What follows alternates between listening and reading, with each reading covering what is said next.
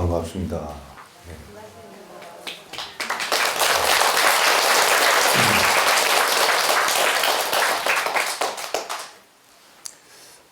오늘 여기 오면서 말씀드릴 내용은 속으로 정리를 하고 왔는데 오늘 여기 와서 본문 내용을 좀 바꾸려고 합니다.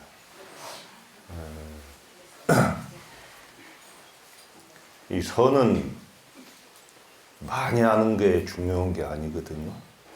근데 일반적으로 지금 선수행자들이 많이 늘어나고 특히 이제 이 보문사 같은 경우도 지난 가을에 선원을 개원해서 동안가를 했고 또 스님들과 제가자가 정진을 열심히 했고 또 산철 정진도 지금 하고 있고 앞으로도 여러분들이 오셔서 정진을 해야 되기 때문에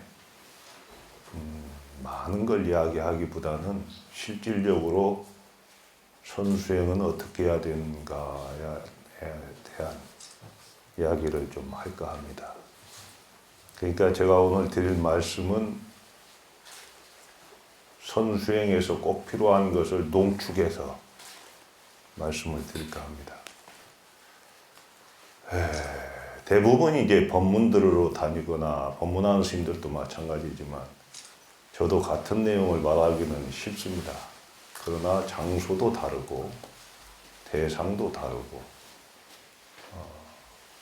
또 이제 제가자들이 선수행을 하다가 묻는 내용들이 들어 있습니다. 그런데 그건 거의 대동소이합니다. 어디서나 이야기 들어보면.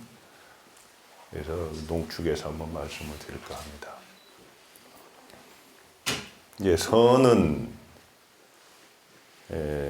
서산대사는 그렇게 말씀하셨어요. 이 선은 부처님의 마음이고 교는 부처님의 말씀이고 율은 부처님의 행위다. 이렇게 가닥을 지셨어요. 그러니까 결국은 다 부처님한테서 나온 것이고 셋이면서 하나이고 하나이면서 셋인 것이죠. 선이라고 해서 교밖에 따로 교리와 어긋나는 말씀을 하신 건 아닙니다. 그러나 때에 따라서는 방편으로 언어 문자를 부정하기도 하고 말도 부정하기도 하고 그렇습니다.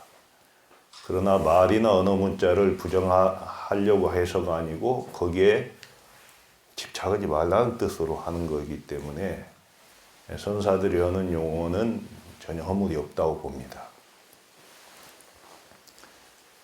이제 우리가 제일 궁금한 게 지금 영단도 있는데 사실은 죽음이에요.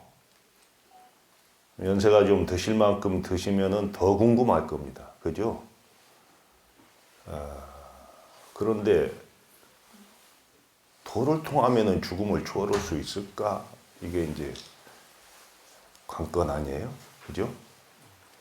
근데 그러면은 도를 통한 사람들은 안 죽어야 되잖아요. 근데 죽는단 말이에요. 도를 통한다는 게 어떤 걸 통하느냐 이 말이에요. 안 죽기 위해서 도를 통하는 게 아니죠. 결국은 그런 데서부터 자유로워질 수 있는 집착하지 않는 게 이제 중요합니다. 그래서 이제 그런 게 있죠. 그 생종 하천에 태어남은 어디로부터 왔는가? 사양 하처가 죽어서는 어디를 향해 가는가? 생야일편 부운기 사야일편 부운멸. 생은 한 조각 구름이 모여 있는 것과 같고 죽음은 그 모여진 구름이 다시 흩어지는 것 같다. 이렇게 생사를 뜬구름에 비유를 했습니다. 그런데 뜬구름이 그러면 실체가 있는 것이냐? 그래서 그걸 다시 부정합니다. 부운자체 본무실. 뜬구름도 본래 실다움이 없다. 구름은 어떻게 만들어지나요? 물이 열을 받으면 위로 올라가서 떠 있는 게 구름이죠. 그죠? 내리면 비고, 고여 있으면 물이고, 얼면 얼음이고, 뭐 아침에 내리면 이슬이고, 설이고, 우박이고, 눈이고. 수시로 그 모양은 바꾸지만 그 본질은 하나입니다. 그것은 기후와 시간, 여기에 따라서 고체액적 기체로 변할 뿐이에요. 우리가 생사라는 것도 결국은 그런 관점에서 바라봐야 되죠. 그러나 뜬구름 자체도 원래 뜬구름으로 영원히 존재하지 않는다는 거죠. 그와 마찬가지로 생사 거래 여겨연, 오고 가는 것, 나고 죽는 것도 또한 그와 같다. 그러나 도교일물 상동로요. 딱 한 물건이 있어요. 한 물건이 있는데 이건 생사를 따르지 않는다는 거죠. 딱 홀로 드러나 있다. 그래서 다면불서 생사, 나고 죽음에 따라가지 않는다. 이 한 물건이 무엇인가요? 그러니까 선은 그럼 어떻게 들어가야 될까? 선은 아까 어느 분이 질문을 저한테 오셔서 하셨는데 옛날에는 정진 좀 됐었습니다. 그런데 또 느슨해가지고 안 되고 있습니다. 근데 잘 되는 방법이 뭘까? 이 하다 보면 스님들도 마찬가지죠. 뭐 이게 곡선을 탑니다. 노을을 타듯이 기복도 있게 되고. 그런데 이게 왜 그러느냐 하면은 진짜 발심이 안 됐기 때문에. 자기는 발심이 됐다 해도 발심이 안 돼 있어요. 그 발심이 안 되는 이유는 뭘까? 발심이 되려면 어떻게 해야 될까? 그것은 세상이 영원하지 않다는 것을 먼저 자각해야 됩니다. 이 무상심이야말로 진발심하는데 절대적인 요소입니다. 예를 들면 여러분들이 앞으로 천년만년 살 것이다 하면은 발심이 안 돼요. 그러잖아요. 그런데 시시각각 생의 무상함을 느끼고 시시각각 주름도 늘고 흰머리도 들고 그랬잖아요, 다. 그죠? 근데 이거 부정적인 이야기 한다고 할 일이 아니고 이래야 되는 거예요. 천년만년 살 것 같으면 느슨할 대로 느슨해져서 안 됩니다. 우리 여기 저 선원장 그 지범스님하고 난 선방이로 저 같이 살았는데 옛날하고 지금은 달라. 생각은 같아도 우리 지범스님 저 봉암사 살 때 보면 지금도 양반은 열심히 잘 걸으시던데 봉암사 그 희양봉이 있어요. 제일 위에. 거기가 998m입니다. 그 바위에 올라가서 만세하면 1000m라고 해서 스님들 만세하는데 시간만 나면 거기 올라갔다 와요. 시간이 많지 않아요, 선방에서는. 그런데 손살같이 올라갔다 내려오거든. 가지고 해제 때 되면 10km, 15km 빼가지고 나오고. 근데 이제 지금은 그 옛날처럼 그리 안 될 거야, 아마. 어쨌든 우리 스스로 느끼기도 그래요. 탈 안 나던 것도 나고. 어떻게 할 거예요? 그러면 어떻게 받은 인생 몸인데 어떻게 받은 만난 불법인데 그냥 보낼 겁니까? 세상에 제일 억울한 일이 자기가 누군지 모르고 살다가 가는 거 아니겠습니까? 세상 제일 억울한 일이 법왕의 자손인데 중생 노름하는 거 아니겠어요? 이거야말로 제일 억울한 일이지. 본질적으로. 그래서 오늘 그냥 밋밋하게 보낼 일이 아닙니다. 무상심이 나와야 됩니다. 무상심. 그렇게 되면 뭐 10년, 20년 후를 보면 안 되고 오늘 저녁에 내가 만약에 자다가 죽는다 하면 어떻게 할 거냔 말이에요. 옛날에 어떤 이는 사과나무를 심겠다 했다는데 여러분 같으면 어떻게 할까요? 정말로 다른 것이 아닌 진화, 생사를 따르지 않는 이 주인공, 이거 제대로 한번 참고해 볼 필요가 있지 않습니까? 그래서 무상심이 나와야 됩니다. 첫째. 그러면 이제 발심이 돼요. 그러면 이제 발심이 됐다고 아무 공부나 그냥 앉아서 한다고 되느냐 말이요. 두 번째는 중도 정견을 갖춰야 돼요. 그러니까 사이비 교주들 많이 나왔지만 그분들은 검증이 되지 않은 분들이잖아요. 그래서 깨쳤다 해도 그것이 불교적 깨침이 아니면 깨침을 인정하지 않습니다. 뭐 전강, 전계 이런 것 많아도 전법, 이게 선방에서 전법 이런 거 들어봤어요? 정진원 스님들은 선지식이라는 말도 함부로 안 써요. 선지식은 역대 재불조사와 경계가 같아야 선지식이라고 한다고요. 근데 일반적으로 요즘은 선지식 조총법회 하지만 진짜 의미는 그게 아니에요. 향기 없는 자가 어떻게 내 향기를 맡으라고 할 것인가. 그래서 중도 정견을 갖추고 나서 정진해야 맞습니다. 그럼 중도 정견이 뭐냐 말이에요. 이 교리적으로 많은 부처님 8만 대장경이 한마디로 하면 중도예요. 중도라고요. 중도는 뭐예요? 치우치지 않는 거잖아. 근데 우리는 과연 치우치지 않고 살고 있는가? 아이고, 순간순간 치우치고 있죠. 아이고, 저도 그렇고 아마 여러분들도 마찬가지고 늘 염두에 두면서도. 그러나 중도 정견을 갖추지 않으면 만약에 삿된 생각을 가지고 깨달았다고 할 때 어떤 일이 벌어질 것인가? 이건 자명한 일 아닙니까? 그래서 50년대 말 60년대 초에 사이비교주 엄청 많이 나왔습니다. 실제로 사건도 많고요. 중도 정견을 갖춰야 또 깨달았다고 할 때 그 점검하는 기준이 중도라고요. 중도가 갖춰지지 않으면 인정하지 않아요, 깨달음. 그러면 깨달은 예를 한번 이야기해 보죠. 이제 중국에 마조선사라는 분, 유명한 분이 계십니다. 사실은 육조 스님의 손주 제자인데 8조에 해당하는 분입니다. 마조. 이분에 의해서 선의 황금 시대가 이루어집니다. 성이 마씨예요. 그런데 조사조자를 붙였어요. 선에서 조사조자는 불조, 조불 똑같은 용어로 쓰입니다. 그래서 여러분들 대선사, 대종사, 종사, 대율사 해도 대조사 말 들어봤어요. 요즘 안 쓰죠. 조사. 조사는 그렇게 어렵게 쓰여야 됩니다.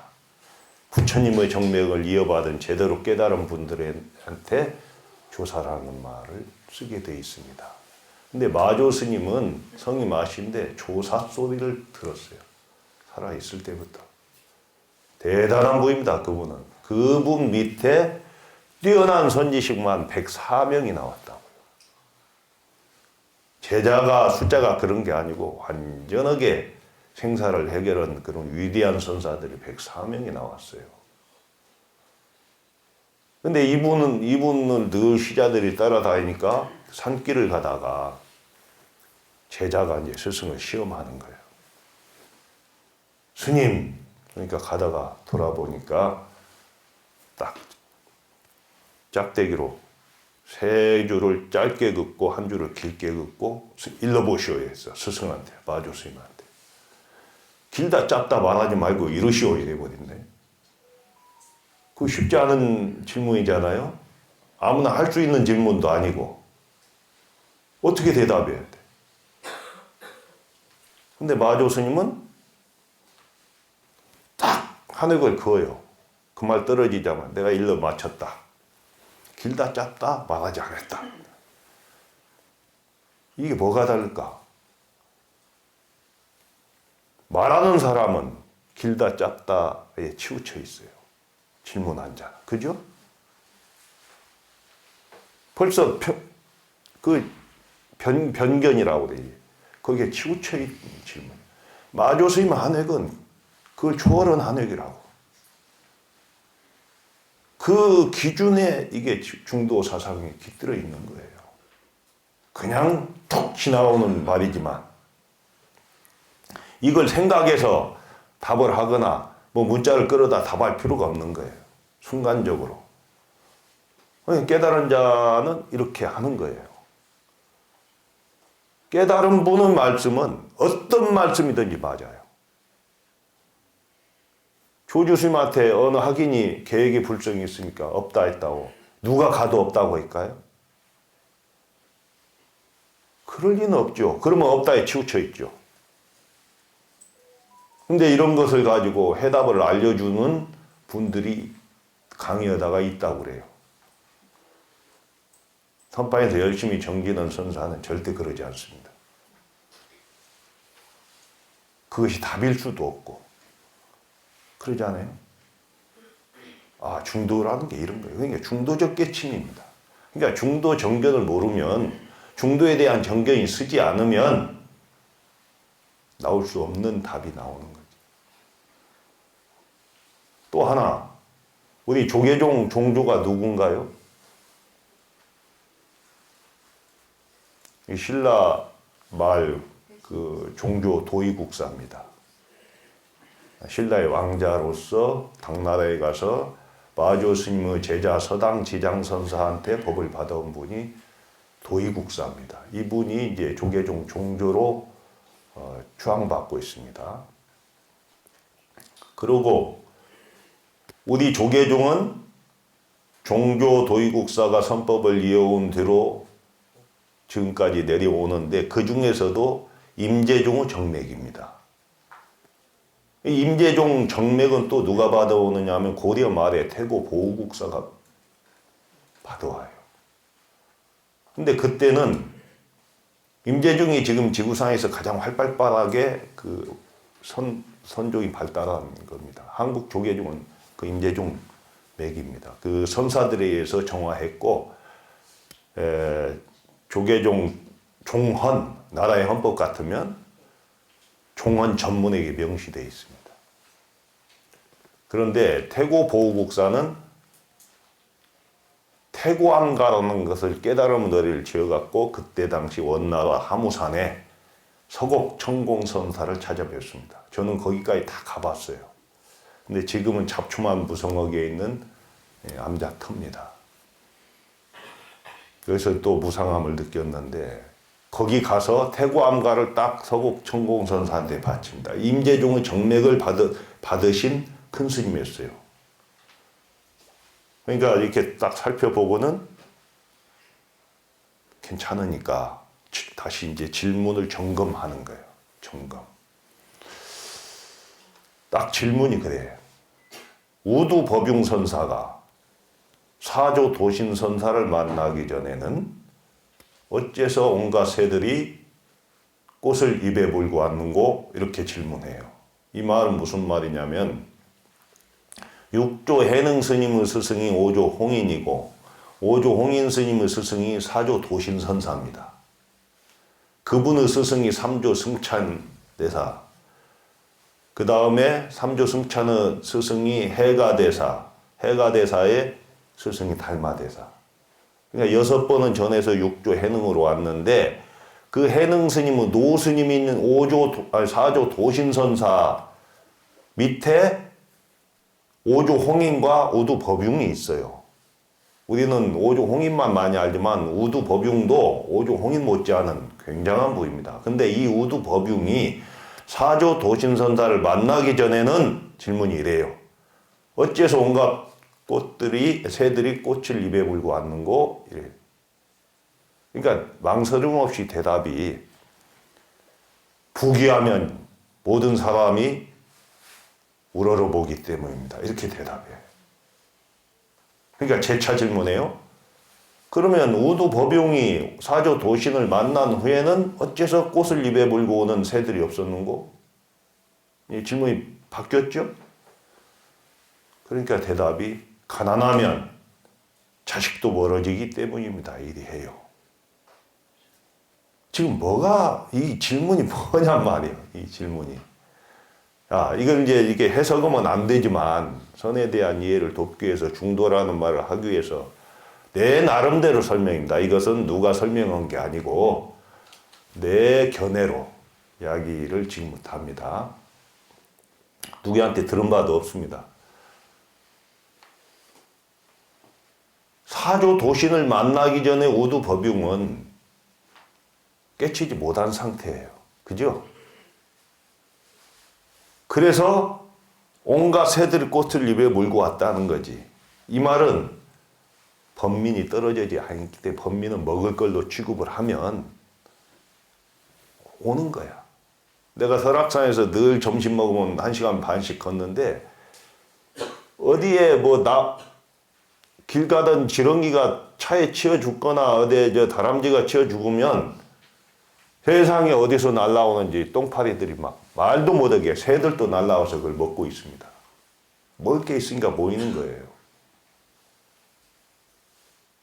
그렇기 때문에 온갖 새들이 꽃을 입에 물고 왔다 이 말이야. 그런데 사조 도신을 만난 후에는 왜 없는가는 이미 번뇌망상이 다 떨어져 버린 거예요. 먹을 게 없어요. 먹을 게 없는데 뭐가 거기에 들어붙겠어요. 이것은 음식으로 비유했지만 잡념이 다 사라진 상황이기 때문에 거기는 어떤 것도 빌붙을 수가 없다는 뜻이에요. 그러니까 사조 도신을 만난 후에 이렇게 경계가 달라져 버린 거예요.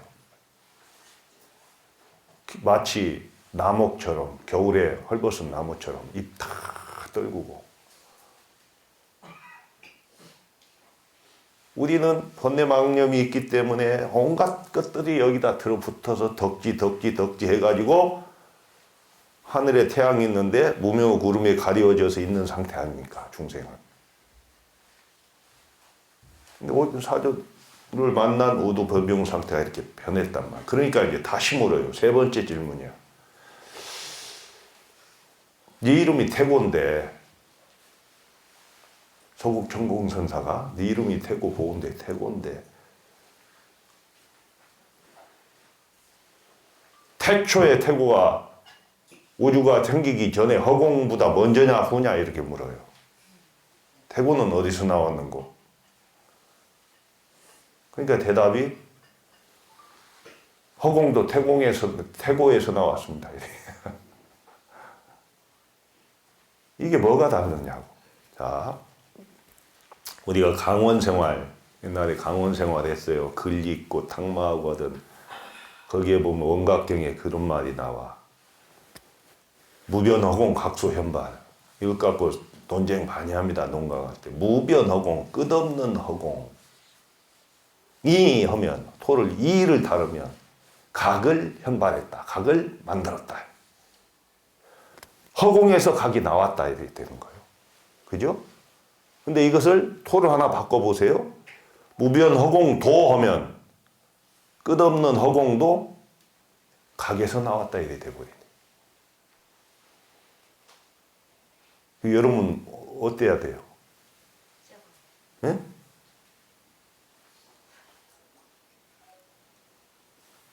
불교적인 건 모든 것을 각을 가장 먼저 봅니다. 각. 본성. 이 본성이 다 만들어내는 거예요. 본성이 번민을 피워서 다 만들어내는 거예요. 그렇기 때문에 태고에서 허공이 나왔습니다가 정답인 거예요. 그러니까 멋지게 대답을 3차례 하니까 인가를 하잖아요. 불법이 동방으로 가는구나. 그래서 임재종 정맥을 고려 말에 태고 보국사가 받아오셔서 선이 다시 부흥을 일으키게 됩니다. 그러니까 이게 그 중심에 다 중도가 스며들어 있다. 그래서 이 중도 정견을 갖추지 않으면은 안 되는 거예요. 다 갖추지 못할지라도 그래도 중도에 대한 것을 조금은 이해하고 체득하고 공부를 해야 되겠죠. 교리적으로 하라는 게 아니에요. 법망경에 보면은 그런 말이 있어요. 84,000 중생이 84,000이니까 부처도 84,000이다 이런 말이 있어요. 그럼 이게 무슨 뜻이에요? 중생 하나에 부처 하나 담당하는 거지. 그러죠? 근데 그건 교리적 해석이에요. 선은 중생이 꼴 부처야. 그러니까 중생 숫자만큼 부처가 똑같은 거예요. 중생이 부처니까. 생사가 열바이니까. 번뇌가 보리니까, 깨달음이니까. 이게 둘을 나누지 않아요. 둘을 나누는 것은 중도가 아니에요. 한 모습으로 보는 게 중도라고요.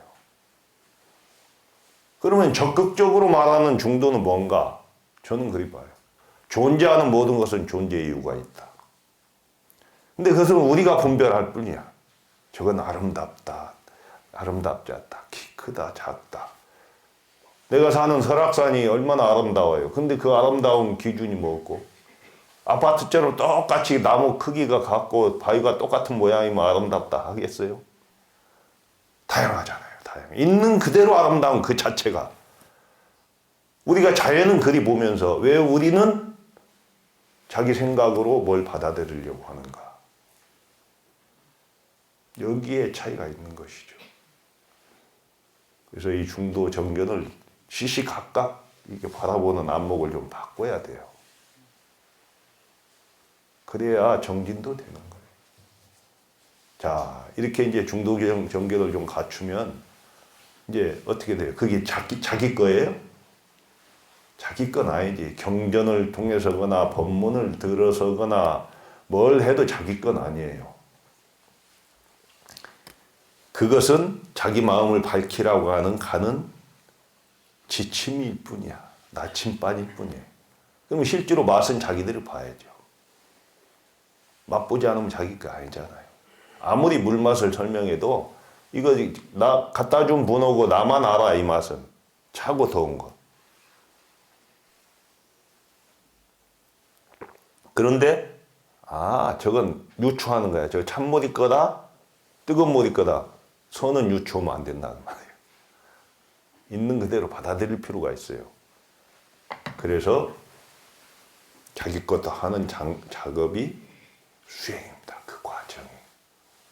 뭐 연불수행도 있고, 뭐 간경도 있고, 선행도 있고 여러 가지가 있지만 이 가나선 법회니까 또 이 참선을 통해서 가는 길이 가장 빠르기 때문에 지금 선을 이야기합니다.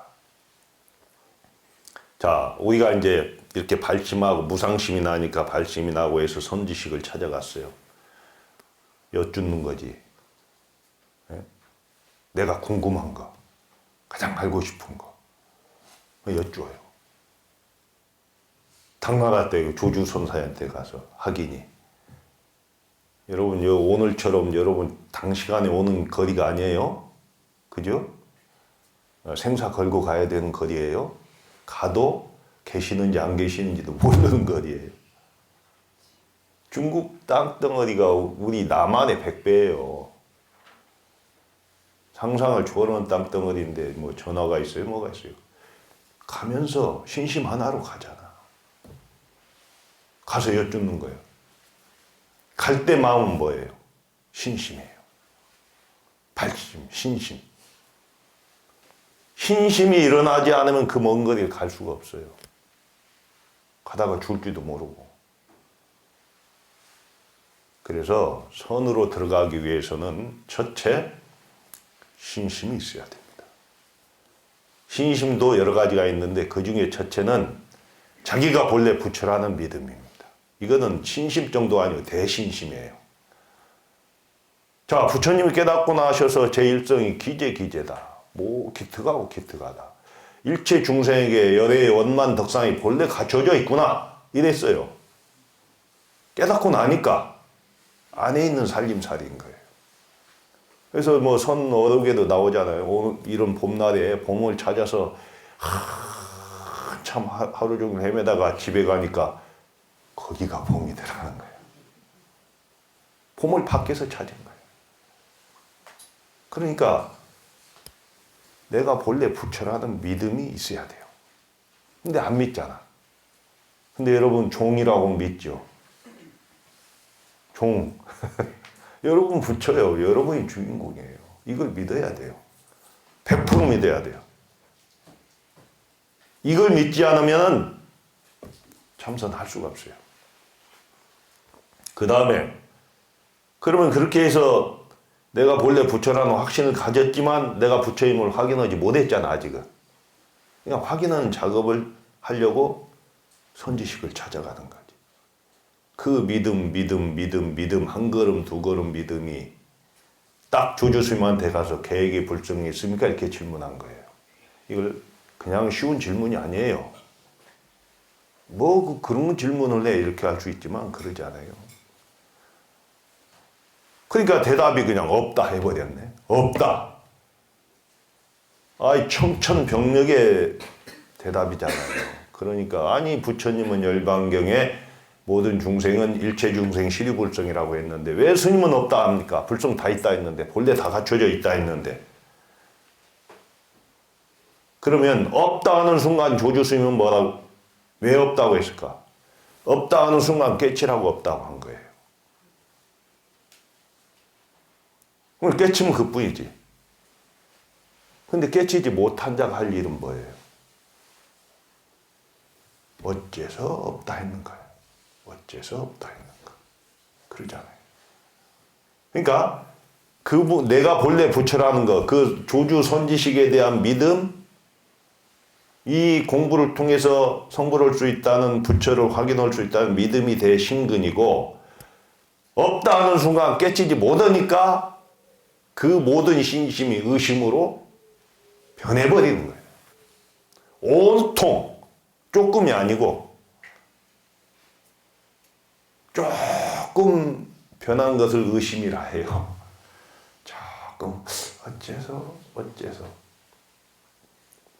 근데 어째서도 자꾸 하다 보면 어떻게 돼? 익숙해져요.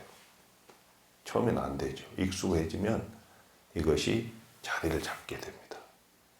이 단계를 아까 말한 건 의심이라고 그러고 자리 잡은 걸 의정이라고 해요. 뜻정자. 이 의심이 가슴에 와 감정화 됐어요. 감정화 되면은 잘 못 떨쳐요. 시도 때도 없이 나와요. 그죠? 만약에 여러분 사랑하는 부모님이 돌아가셨으면 그게 시도 때도 없이 생각나잖아요. 생각하려고 해서 생각나죠? 그건 아니지. 그런 거예요. 익숙해져 갖고 화두를 어째서 무라했는가 아니면 무 하면서도 퀘션 마크를 자꾸 일으켜. 그러면은 이제 점점 익숙해져 가지고 시도 때도 없이 나와요. 이걸 대의정이라고 합니다. 근데 여기서 멈추면 안 돼. 대부분 잘 되다가 아까 질문한 어느 분도 이목구 하다가 문자로 바꿨다는데 절대 그러면 안 돼요. 화두는 바꾸는 게 아니야. 바꿀 때는 화두를 준분을 찾아뵙고 여쭙고 그분이 바꾸라면 바꾸는 거예요. 나는 이목구예요. 화두가. 내 본질 풍감 이거 생사를 따르지 않는 이 참다운 이 주인공이 뭔가 나는 이목구인데 안 되다가 한 30년 전에 내가 안 돼. 죽으라고 안 되는데 되게 그 종문에 제일 화두를 묻자라고 그러거든. 없을무. 그래서 내가 과감히 바꿔버렸네. 아까 내한테 질문한 분하고 똑같아요. 근데 바꾸니까 이목구가 되고 있더라고. 바꾸니까. 그래서 얼른 돌아가 버렸어요. 정말 위험한 짓 한 거예요. 여러분 함부로 화두 바꾸면 안 돼요. 다른 거 이렇게 자기한테 안 맞는 화두가 있을 수도 있지만 그것은 선지식에 대한 믿음이 부족하기 때문에 나오는 거예요. 화두를 제시한 분한테 믿음이 없으니까. 그러니까 화두도 엄격하게 말하면 제2입니다. 제2. 깨치라고 딱 제시했는데 깨치지 못하니까 어째서 그랬을까 하니까. 그러니까 요즘 화두 타러 간다고 하는데 원래는 맞지 않아요. 찾아뵙고 그분의 법문을 듣고 깨쳐야 되는데 깨치지 못하니까 그분이 하신 하나를 딱 잡들이 해갖고 참고하는 것이 화두예요. 근데 그렇게라도 해야 되니까 화두 탄다고 하는 거지. 원래 뜻에는 맞지 않다. 이렇게 생각하시고 이 의정까지 해서 감정화됐다고 끝내지 말고 이 공부의 관건은 끈기와 꾸준함입니다. 하다가 안 하다가 이러면 계란 알 품다가 안 품고 또 돌아다니다가 암탉이 놀러 다니다가 마실 다녔다가 또 와서 열심히 품고 그 골아버려요. 같은 체온, 예? 같은 체온으로 20하루간 꾸준하게 해야 돼요. 근데 닭들은 열심히 21일간 해요. 닭한테 21일이면 굉장히 크잖아. 조금 사는데. 근데 우리가 과연 그러느냐 말이에요. 일주일 용맹정진할 때 오롯이 해요. 온갖 망상 다 피지. 근데 가들은 하거든.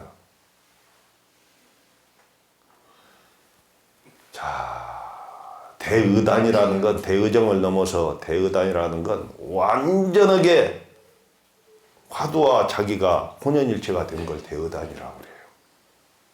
화두 좀 잘 들립니다. 화두가 잘 안 들립니다 하면 대의단이 아닌 거예요. 그걸 느꼈으니까. 틈이 안 벌어지면 느낄 수가 없어요. 같이 굴러갈 뿐이에요. 온통 하나로 굴러가는. 이걸 대의단이라고 합니다. 이래도 그치지 말아야 돼. 왜? 목적이 화두를 드는 데 있지 않잖아. 화두를 다 파는 데 목적이 있잖아. 그래서 뻥 뚫릴 때까지 절대 포기하면 안 됩니다. 여기서 딱 하나 경계해야 될 게, 이래서 이랬을 것이다. 이래 버리면 안 돼. 어떠한 것이 불법에 적적대인 있고 올바른 뜻입니까? 하니까 간시월인이라 이랬어. 말은 똥막대기다 이랬어. 그러니까 깨치지는 못하고 우주에 아니 계신 곳 없으신 게 부처님이니까 저 똥막대기 속에도 부처가 있다는 뜻이구나 하는 순간 그 맹탕이 되는 거예요. 절대 유추하지 마세요. 자기 생각을 거기다 집어넣으면 안 돼요. 있는 그대로 그것을 딱 받아들여서 의심, 의정, 의단으로 몰고 가야 돼요. 더러 이제 저한테 와서 질문하는 분들도 대부분 그런 거거든요. 이렇게 화두 드는데 잘 들립니다 하기도 하고 뭐 들렸다 안 들리기도 합니다. 그런데 다 그러죠. 그러나 익숙해지면은 그게 조복돼요. 조복돼요. 오롯이 하나만. 의단동로라고 했어요. 의단동로. 이 대의심 덩어리, 대의단만 탁 드러나는 거예요. 동로라고 그래요. 근데 그 정도만 되면 교리적으로 화엄경에서 말하는 제8지 부동지에는 해당됩니다. 부동지는 1위부터 52위까지 점차를 두는 게 이제 경이에요. 화엄경. 근데 52위가 제일 위에 묘각이에요. 부처님이에요. 51위는 등각이에요. 부처님 같지만 아니에요. 그 다음 50위가 법운지고 48위가 어떤 거냐? 이게 부동지입니다. 부동지는 후퇴가 없습니다. 밀밀하게 앞으로만 나가는. 대의단만 되면 이제는 후퇴가 없어요. 그때까지 밀고 나가야 돼. 거기서 멈춰서도 안 돼. 등각짜리도 안 돼. 묘각까지 깨쳐야 되는 거예요. 그러니까 절대 중간에 포기하거나 화두 바꾸지 마시고 화두를 드십시오. 이제 화두는 어떻게 드려야 돼요? 한번 같이 들어보죠. 자, 자세를 바르게 하고, 원래 좌선만이 다는 아니에요. 이 임재종 계통의 이거 가나서는요, 행주자와 어묵동정이 항상 한결같아야 된다는 게 공부기 때문에 좌선, 행선, 행동하면서도 하는 것, 말하면서도 하는 게 다 화두를 잡을 수 있지만 좌선이 안 되면 다 안 돼요. 그잖아요. 좌선이 기본이에요. 그럼 좌선을 익히려면은 자세를 바르게 해서 호흡을 가다듬은 다음에 다 내려놓고 비운 다음에 그 자리에다 화두 올려놓는 거예요. 여러분 무 하는 분은 무를 올려놓고 간식을 하는 분은 간식을 올려놓고 이목구 하는 분은 이목구를 올려놓으십시오. 대신에 올려놓되 그냥 생각만으로 이목구 하면은 염화두라고 그래요. 그건 진짜 화두가 아니에요. 송화두, 또 입으로만 이먹고 무 하면서 의심이 없으면 그것도 송화두라고 그래요. 이먹고 하는 순간 딱 의심으로 가득 차야 돼요. 이먹고 하고 이에다가 모든 것이라 생사거래 여기지. 그러나 도교일물상도네, 생사를 따르지 않는 딱 한 물건, 이것이 무엇인가 이에다가 다 익힌 다음에 먹고 하면서 의심을 일으키란 말이에요. 의심이 없는 화두는 죽은 화두입니다. 거기다가 유추하는 화두는 그건 죽은 말, 사구예요. 유추하지 말고 다만 화두를 반복해서 들을 뿐이어야 됩니다. 이 속에서 급한 마음을 내면 안 돼요. 속효심을 내면 안 돼요. 빨리 깨닫고자 하는 마음, 아니면 이렇게 되면 깨닫겠지 하는 또 깨달음을 기다리는 마음, 다 여기서는 놔버려야 됩니다. 화두 하나만 오롯이 가지고 있어야 돼요. 모든 걸 다 놔버려야 돼요. 이건 괜찮아요, 이러지 마세요. 어떤 게 화두가 잘 들립니까? 이러지도 마십시오. 잘 들리는 방법은 없습니다. 화두를 놓친 자리에 화두를 올려놓는 방법밖에는 없습니다. 아셨죠? 이것은 나만이 그런 이야기를 하는 게 아니고 전통적으로 정진하는 스님들은 이렇게 이야기합니다. 다른 분들은 방법도 알려주고 하지만 나는 그럴 수는 없다고 봅니다. 다만 여기서 호흡을 하는 분들은 호흡하고 걸려요. 이 화두가 익숙하지 않은 사람은 걸려요. 그러면 호흡을 나는 권하진 않아요. 그냥 익숙해지게 하면 돼요. 처음에 걸려도. 그러나 호흡을 하는 분은 호흡에다가 실으면 돼요. 화두를. 어떻게 해요? 호흡은 깊게 들이마시고 천천히 내쉬는 게 호흡이잖아요. 그럼 깊게 한번 들이마셔 보세요. 그 다음 내쉬면서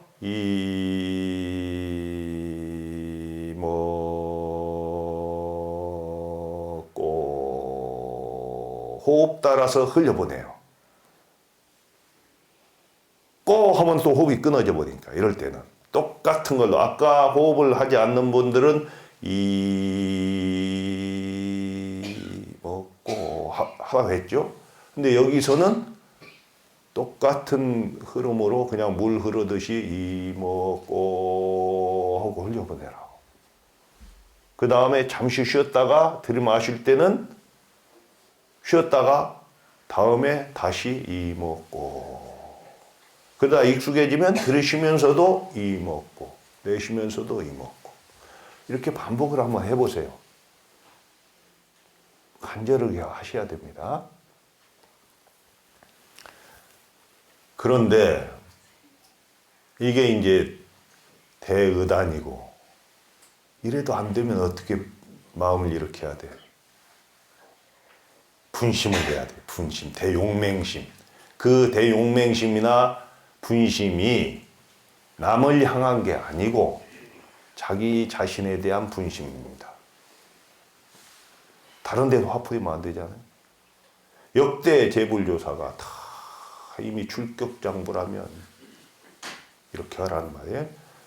피계장부. 당신들이 역대 재불조사가 마음을 깨달은 모든 조사들이 장부라면, 즉 출격대장부라면, 출격대장부는 남녀노소를 초월합니다. 그것은 남자한테만 하는 이야기가 아니에요. 아령불이리요 나라고 어찌 그러지 않겠소. 단불이야 다만 하지 않았을 뿐 비불능냐 능하지 않은 건 아니다. 그러죠? 다 붙여라고 했잖아요. 근데 그분들은 했지. 잠 오는 거 송화에서 송곳으로 허벅지도 찔렀고, 하루에가 가게 되면 다리 뻗고 울어보기도 했고 그렇게 해서 분심을 냈는데 나는 잠 오는 거 잤고 놀고 싶은 거 놀았고 딱 요 차이야. 이렇게 분심을 일으키란 말이야. 분심을 일으켜도 또 안 되네. 지금 제가 말씀드린 건 가나다에서 가장 중요한 세 가지 요소를 말씀드렸어요. 대신심, 대의단, 대분심. 그래도 안 되면 어떻게 되냐. 세상에 제일 공부에 힘 있는 자 하나, 간절절이다. 간절한 거. 간절하지 않으니까 안 돼. 이게 모든 것의 우선순위가 돼버리면 되는데 안 그러잖아요. 놀고 싶은 마음, 뭐 잠자고 싶은 마음, 어디 가고 싶은 마음. 가는 건 관계없어요. 화두는 시도 때도 없이 드는 거니까. 근데 자꾸 우선순위에서 밀리니까 안 되는 거예요. 오늘 이렇게 앉아있는데 졸린다 이 말이에요. 아이고 자고 내일 아침부터 해야지. 아침 일어나 보면 안 되네.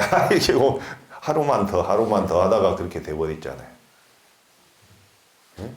하루 하다가 그리 된 거예요. 실제로.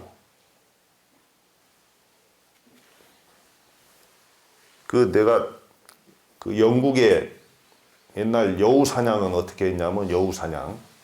지금은 뭐 기술이 여우 사냥하라는 뜻이 아니에요. 옛날 여우 사냥은 여우가 다니는 길목에다가 살구씨 기름을 놓아두는 거예요. 그러면 짐승들은 굉장히 후각이 발달했잖아요. 살구씨 기름 냄새를 맡고 환장해서 오는 거야. 딱 먹으려고 하는 순간 의심은 대명사가 여우 아니에요. 아까 의심은 여우 같은 의심이 아닙니다. 근데 의심하면 여우야. 먹으려다가 아니지. 이거 분명히 문제가 있다. 그러고 발길이 안 돌려지는데 돌아서서 가요. 가다가 미련이 남지? 아니야. 가서 혀끝만 대보자. 혀끝을 대. 차라리 혀끝을 대지 말아야지. 그게 참아지겠어요? 그래도 가. 가다가 아니야. 조금만 먹어보자. 먹고 하다 다 먹어버렸네. 그러면 어떻게 돼요? 어느 아름다운 여인의 목에 걸려 있는 거야, 이게 지금 우리가 차일피일 미루는 거예요. 실제로 우리도 그랬으니까 지금도 또 그 나태한 마음이 수시로 들어요. 나 다 잡아야 돼요. 공부에 가장 힘 있는 자 하나, 간절절이다. 아셨죠? 간절하면 돼요. 무엇보다도 간절하면 됩니다. 그 다음에는 어떻게? 이제는 복에 회항해야 돼. 융활이에요, 융활. 화두로 면밀했다면 융활. 상구보리 화중생. 아셨죠? 이런 모든 나의 이 전 과정, 이 깨침의 과정까지 중생에게 회항하겠다는 원력을 가져야 됩니다. 자기 것화하는 것을 독각이라고 합니다. 그러나 상구보리 화중생은 원력을 세우고 정진. 그것도 정진하기 전부터 원력을 세워야 되겠죠. 그 다음에 널리 이웃들에게 나의 깨달음을 회항하는 것이 대승보살의 이상향인 보살입니다. 대승보살의 롤모델은 보살이에요. 보살은 자리리타잖아. 자신도 이롭고 남도 이롭게 하는 것.